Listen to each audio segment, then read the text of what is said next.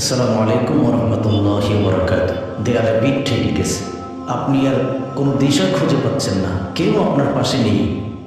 এমন চরম অবস্থার মধ্যে যে পাঁচটি কাজ করলে অবশ্যই আপনার বিপদ দূর হয়ে যাবে, আপনার সকল মুসিবত দূর হয়ে যাবে, আল্লাহ তাআলা আপনার উপর রহমত নাজিল করবেন, এরকম পাঁচটি বিষয় আপনাদের সামনে আজকে আলোচনা করব। এক নম্বর হলো ইস্তেগফার পড়া। ইস্তেগফারের মধ্যে সাইয়্যিদুল ইস্তেগফার হলো শ্রেষ্ঠ। যদি পারেন সাইয়্যিদুল ইস্তেগফার পড়বেন, না হয় আস্তাগফিরুল্লাহ আস্তাগফিরুল্লাহ পড়বেন। ইস্তেগফার করলে আল্লাহ রাব্বুল আলামিন সকল বিপদ থেকে মানুষকে দূর করে দেন।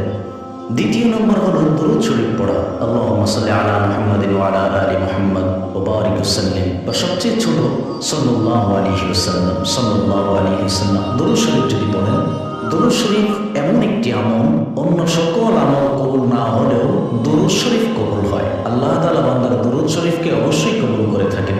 দুরূদ শরীফ মানে আল্লাহ তাআলার কাছে আপনি দোয়া করতেছেন নবীজির উপর রহমত বর্ষণ করার জন্য। যখন আপনি নবীজির উপর রহমত বর্ষণের দোয়া করবেন, তখন আল্লাহ তাআলা আপনার উপর রহমত বর্ষণ করবেন।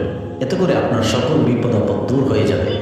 তৃতীয় নম্বর হলো দোয়া ইউনুস পড়া। বেশি বেশি দোয়া ইউনুস পড়বেন, কারণ দোয়া ইউনুস আল্লাহ তাআলা নিজে শিক্ষা দিয়েছেন। ইউনুস নবীকে যখন বিপদ আসবে, ইউনুস নবী যখন মাছের পেটে, তখন আল্লাহ তাআলা ইউনুস নবীকে এই দোয়া পড়ার নির্দেশ দিয়েছিলেন। ইউনুস নবী সেই দোয়া পড়েছিলেন এবং মাছের পেট থেকে মুক্তি পেয়েছিলেন। সে কারণে আমরাও যদি দোয়া ইউনুস পড়ি, তাহলে আল্লাহ তাআলা আমাদের বিপদ আপদ দূর করে দিবেন। চতুর্থ নম্বর হলো ইয়া যাল জালালি ওয়াল ইকরাম, ইয়া যাল জালালি ওয়াল ইকরাম, এই দোয়া পড়া।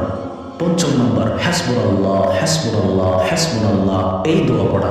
এই পাঁচটি দোয়া যদি আমল করতে পারেন, যত বড় বিপদেই হোক না কেন আপনার বিপদ কেটে যাবে ইনশাআল্লাহ। আল্লাহ তাআলা আমাদেরকে আমল করার তৌফিক দান করুন। আসসালামু